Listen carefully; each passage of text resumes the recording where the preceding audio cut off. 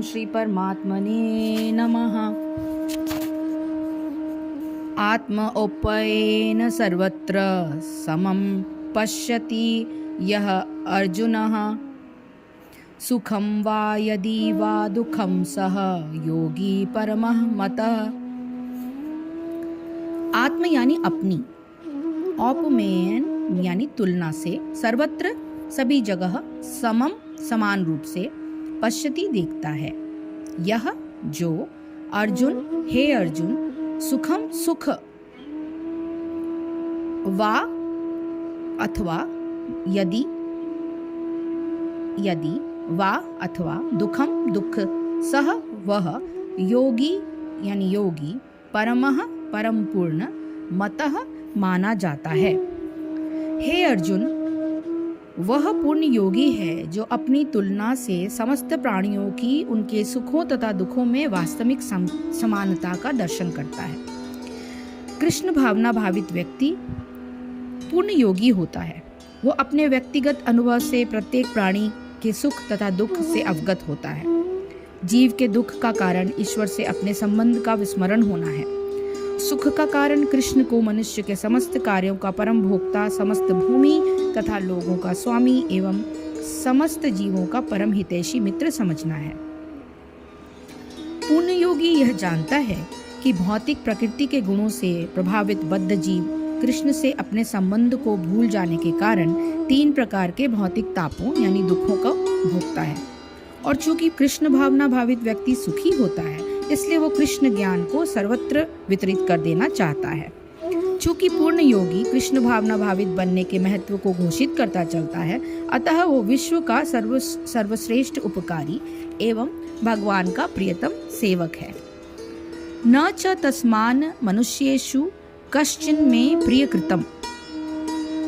दूसरे शब्दों में भक्त सदैव जीवों के कल्याण को देखता है और इस तरह वह प्रत्येक प्राणी का सखा होता है।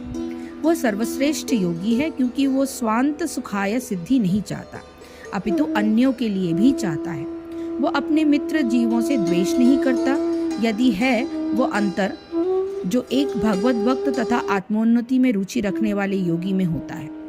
जो योगी पूर्ण रूप से ध्यान धरने के लिए एकांत स्थान में चला जाता है, वह उतना पूर्ण नहीं होता जितना कि वह भक्त जो प्रत्येक व्यक्ति को कृष्ण भावना भावित बनाने का प्रयास करता रहता है।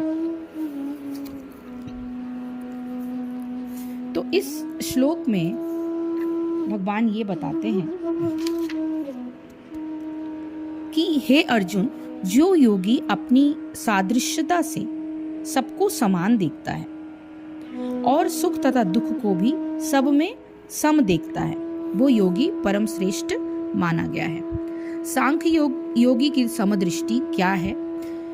सांख्य योगी की सर्वत्र ब्रह्म दृष्टि हो जाती है। ऐसे योगी की दृष्टि में भी सब भूत प्राणियों में समभाव हो जाता है और सुख दुख के प्रति भी उसका समान ही भाव होता है।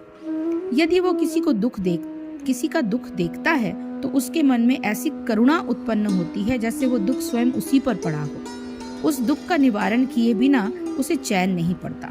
वो किसी के दुख का निवारण उस पर एहसान करने के लिए, उसकी सहायता करने के लिए या केवल अपने कर्तव्य समझकर करने के लिए बेचैन नहीं होता, बल्कि वह इसलिए दुख का निवारण करने में संलग्न हो जाता है क्योंकि वो अपनी ही करुणा से बेबस हो जाता है।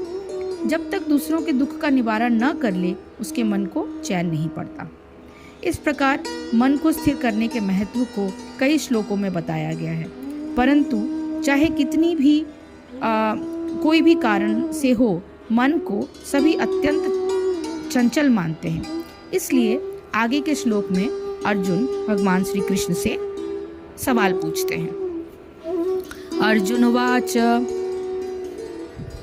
या अयम योग त्वया प्रोक्तः साम्येन मधुसूदन एतस्य अहं न पश्यामि चंचलत्वात्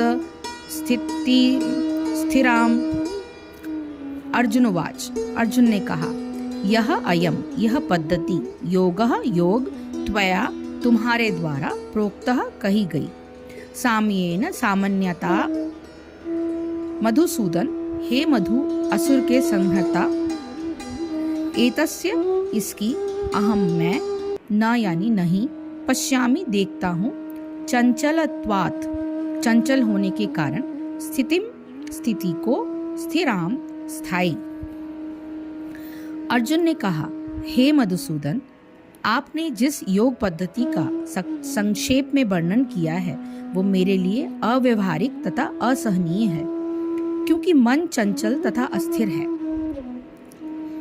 भगवान कृष्ण ने अर्जुन के लिए सुचोदेशे से लेकर योगी परमो मतः तक जिस योग पद्धति का वर्णन किया है उसे अर्जुन अपनी असमर्थता के कारण अस्वीकार कर रहा है। इस कलियुग में सामान्य व्यक्ति के लिए ये संभव नहीं है कि वो अपना घर छोड़कर किसी पर्वत या जंगल के एकांत स्थान में जाकर योगाभ्यास करे। आधुनिक युग की विशेषता है अकाल्पिक जीवन के लिए घोर संघर्ष। लोग सरल व्यवहारिक साधनों से भी आत्म साक्षात्कार के लिए उत्सुक या गंभीर नहीं हैं। तो फिर इस कठिन योग पद्धति के विषय में क्या कहा जा सकता है, जो जीवन शैली, आसन विधि, स्थान के चयन तथा भौतिक व्यवस्थाओं से विरक्ति का नियमन करती है। व्यवहारिक व्यक्ति के रूप में अर्जुन ने सोचा कि इस योग पद्धति का पालन असंभव है। भले ही वो कई बातों में इस पद्धति पर खरा उतरता था, वो राजवंशी था और उसमें अनेक सद्गुण थे। वो महान योद्धा था, वो दीर्घायु था और सबसे बड़ी बात तो ये कि वो भगवान श्री कृष्ण का घनिष्ठ मित्र भी था। 5000 वर्ष पूर्व अर्जुन को हमसे अधिक सुविधाएं प्राप्त थी, तो वो उसने इस योग पद्धति को स्वीकार करने से मना कर दिया। वास्तव में इतिहास में कोई ऐसा प्रलेख प्राप्त नहीं है जिससे ये ज्ञात हो सके कि उसने कभी योगाभ्यास किया हो। अतः इस पद्धति को इस कलियुग के लिए सर्वथा दुष्कर समझना चाहिए। हाँ, कतिपय विरले व्यक्तियों के लिए ये पद्धति सुगम हो सकती है, किंतु सामान्य जनों के लिए ये असंभव प्रस्ताव है। यदि 5000 वर्ष पूर्व ऐसा था तो आधुनिक समय के लिए क्या कहना। जो लोग विभिन्न तथाकथित स्कूलों तथा समितियों के द्वारा इस योग पद्धति का अनुकरण कर रहे हैं, भले ही संतोषजनक प्रतीत हो, किंतु वे सचमुच ही अपना समय गंवा रहे हैं। वे अपने अभिष्ट लक्ष्य के प्रति सर्वथा अज्ञानी हैं।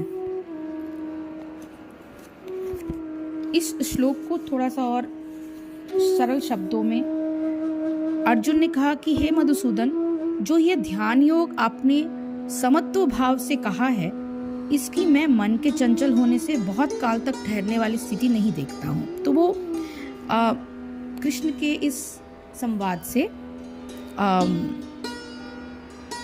सेम फीलिंग या सेम वो नहीं रखते, विचार नहीं रखते। अपने कथन की पुष्टि में अर्जुन मन को वश में करने को कठिन मानने के कारण कहते हैं, ये कैसे संभव होगा। इसको बताते हुए भगवान आगे के श्लोकों का वर्णन करेंगे। हरिओम तत्सत, हरिओम तत्सत, हरिओम तत्सत। जय श्री कृष्ण, जय गुरुदेव।